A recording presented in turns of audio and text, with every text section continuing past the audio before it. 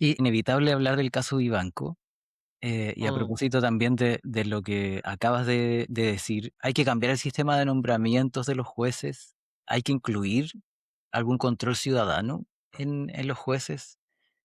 ¿Cómo has visto sí, esta? sí, bueno, lo de banco yo creo que se cruzan cosas, varias cosas juntas. Por de pronto sí, hay ciertas designaciones institucionales que están a cargo del Senado, del presidente de la República, en los cuales prácticamente no hay control o participación ciudadana de ningún tipo, ¿verdad? Eh, y hay que pensar mecanismos en los cuales se fortalezca el proceso de audiencias que se realiza, por ejemplo, en el Senado, para que exista una incidencia ciudadana más potente, para que exista algún tipo de incidencia. Y hay mecanismos, por ejemplo, los procesos de designación de ministros para la Suprema Corte de Estados Unidos, que se llevan adelante en el Senado, son procesos bien duros, de mucho escrutinio público, ¿verdad? Donde, donde ministros propuestos se han caído durante ese proceso de revisión de antecedentes.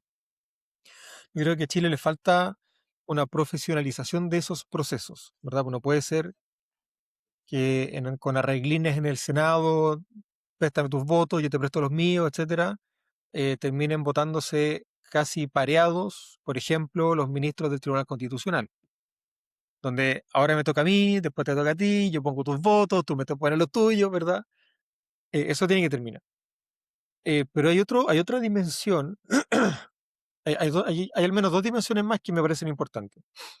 En algún momento de la historia, a primero del siglo XXI, se decidió incorporar a la Corte Suprema abogados que no eran jueces de carrera, ¿cierto? La Corte Suprema estuvo históricamente integrada por exministros de Corte de Apelaciones, ¿cierto? Ministros de Corte que siguen la carrera ascendente y son designados como ministros de la Corte Suprema, y por un grupo, no sé, cinco, si no me equivoco, o por ahí, abogados que vienen de fuera de la carrera del Poder Judicial, que es el caso de Ángela Vivanco. Y hay buenos requisitos, ¿verdad? Exigencias, muchos años de ejercicio profesional, una carrera destacada, etcétera. Que yo creo que Vivanco en su momento los cumplía. ¿Cierto? Ángela Vivanco era una muy destacada profesora de Derecho Constitucional en la Universidad Católica y alguna otra más. Eh, y claro, sin perjuicio de que ella participaba de ciertas redes de poder, era bien difícil como adivinar o aventurarse a concluir anticipadamente que iba a ser una magistrada corrupta. Porque una cosa es participar de redes de poder, Claro. que todos participamos de redes de poder de alguna manera, y otra cosa es usarlas en favor y en beneficio de intereses particulares. Entonces yo creo que ahí hay que hacer una distinción. Entonces yo creo que ese es un elemento que vale la pena revisar. ¿Ah? Después de X años de implementada esa reforma, ¿vale la pena tener todavía abogados externos al Poder Judicial que integren la Corte Suprema? Hay buenos casos para decir que sí, como Pedro Pierri, por ejemplo. Y ahora tenemos sobre la mesa un buen caso para decir que no. Y el tercer elemento, si me permiten la respuesta tan larga, voy a tratar de ser más Por corto, lo favor, siento. adelante. El tercer elemento que se avanzó mucho en la Convención Constitucional y que yo creo que esa es una discusión que hay que retomar, es establecer un órgano de gobierno para el Poder Judicial, Mm, de modo tal de que la Corte concuerdo. Suprema separe aguas, ¿cierto? La Corte Suprema se dedica a la cuestión jurisdiccional, como la máxima Corte de Casación del país, y el gobierno del Poder Judicial, del cual depende la asignación de recursos, la carrera funcionaria, el control disciplinario sobre los jueces, que esté en otro órgano, Claro. ¿verdad?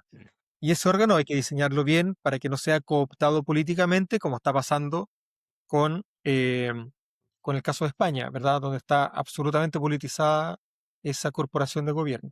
Pero esas, creo yo, son las Mm. tres opciones que hay que tener en el futuro a propósito de lo de Vivanco. Está súper bueno. Te quiero una pregunta muy abierta porque lo hemos como traído nosotros en conversación, la relación de las autoridades con el dinero. Mm, No sé si tienes ahí algún punto, porque en el fondo llama mucho la atención de que son personas que llegan a cargos de alta responsabilidad donde no es un sueldo bajo, pero hay un deseo de enriquecerse. Eh, sí. ¿cómo ves esa esa relación y por qué no lo vemos solamente en este caso en el Poder Judicial, lo hemos visto en otras circunstancias. Sí. No, yo creo que este es un temón del cual hemos hablado poco, probablemente. Eh,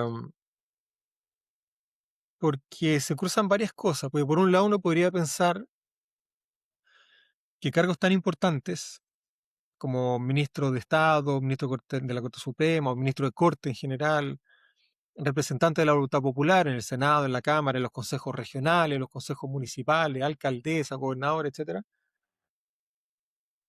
Yo en principio pienso que se trata de cargos muy importantes y que deben estar muy bien remunerados. Y hoy probablemente seré minoría, algo que he hecho siempre antes de ser diputado, que son cargos importantes. O sea, piensa tú que un diputado, un senador, una senadora, eh, legisla en representación de la voluntad del pueblo. O sea, es probablemente una de las tareas más importantes que un ciudadano puede ejercer. Hablar en nombre del Trascendental. pueblo, ¿cierto? Canalizar la voz del pueblo en un diseño institucional.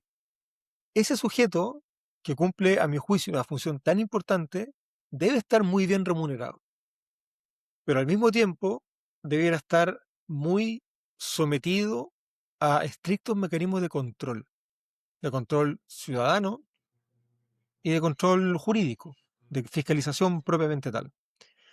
Eh, Porque claro, no es coherente con lo que yo acabo de decir que esté tan asentado en la opinión pública que los políticos no trabajan. Entonces se produce Claro. una contradicción, una cacofonía. Entonces usted me dice que es muy importante, pero todos sabemos, entre comillas, que no trabajan. Entonces ahí hay un problema, que es lo que lleva a decir a la ciudadanía, esta gente que gana tantos millones, y si uno se pone serio, el problema no es que ganen tantos millones, el problema es que su trabajo parece que no los vale. Y esa es responsabilidad de los políticos, es responsabilidad nuestra. Y el otro elemento, yo creo que es un elemento más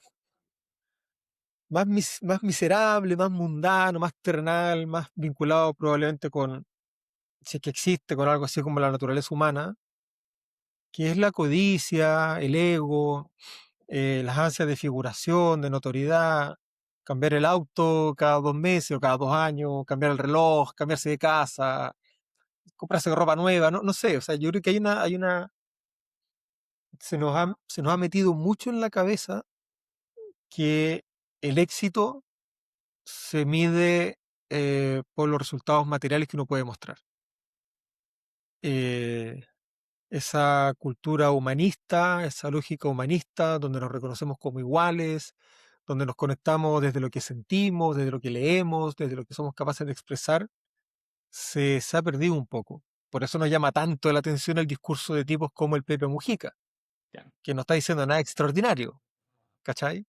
Pero en este contexto de neoliberalismo tardío y de hiperacumulación del capital, pucha, el que tiene el auto más bacán es más bacán. El que tiene el reloj más bacán es más bacán. Y la gente cambia los celulares, ¿verdad? Y todas esas cosas. Entonces, claro, cuando todo el sistema es funcional a la acumulación de la riqueza, es súper difícil que las máximas autoridades no sucumban ante un modelo donde pareciera que todo va apuntado hacia la acumulación de la riqueza. ¿Cachai? Ya. No lo estoy justificando para nada, Hablar. para nada. Yo creo que si buscamos mecanismos de solución, hay que ser súper conscientes de cuál es como el contexto cultural, el piso desde el cual estamos conversando, porque si no nos vamos a contar cuentos entre nosotros, vamos a terminar con soluciones súper ingenuas que no van a resultar. ¿Cachai? Por eso yo creo también que se trata de funcionarios públicos que tienen que estar muy bien remunerados. Me ¿Cachai? acordé